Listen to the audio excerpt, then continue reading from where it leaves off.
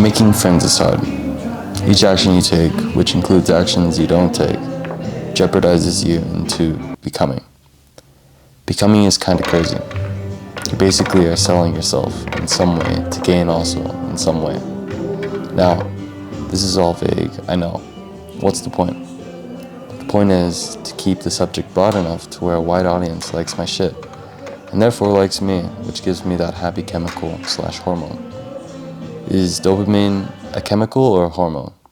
What about serotonin? Adenosine triphosphate?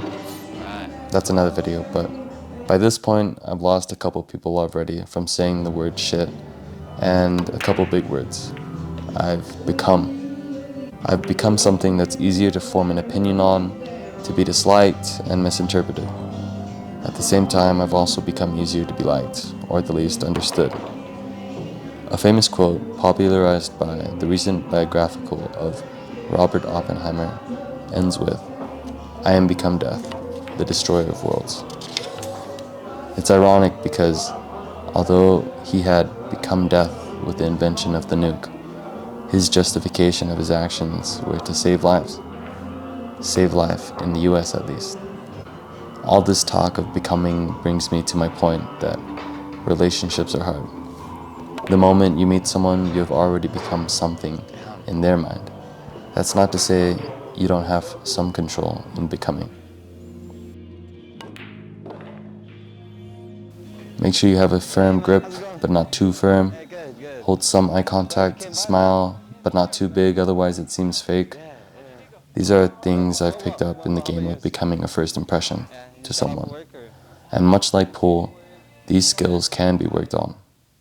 I'd say the first impression is like the break. In a good break, the balls are spread out and you can easily bounce off of one ball or topic to another.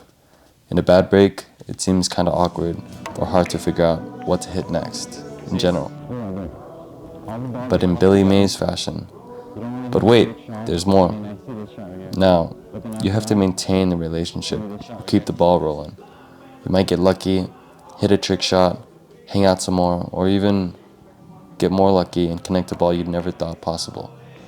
But if you're like me, you miss your shots a good amount and leave people on red and overthink and don't even feel like playing the game anymore. And that's okay, because you're bound to have some bad games and some good games. Some people are fine with just shooting the balls around and celebrating if one sinks in.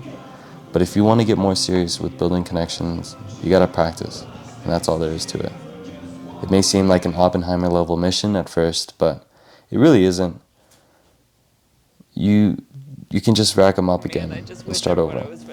In pool, people say your stroke game is what matters the most, but I'd say as long as you're having fun with your balls, I'd say you're doing just fine.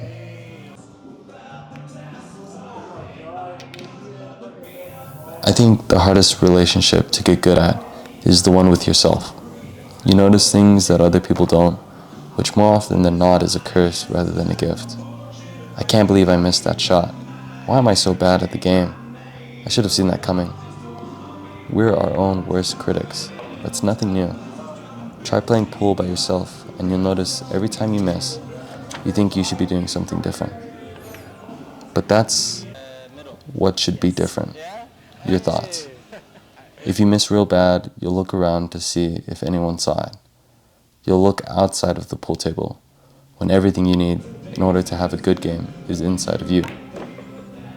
Thank you for watching.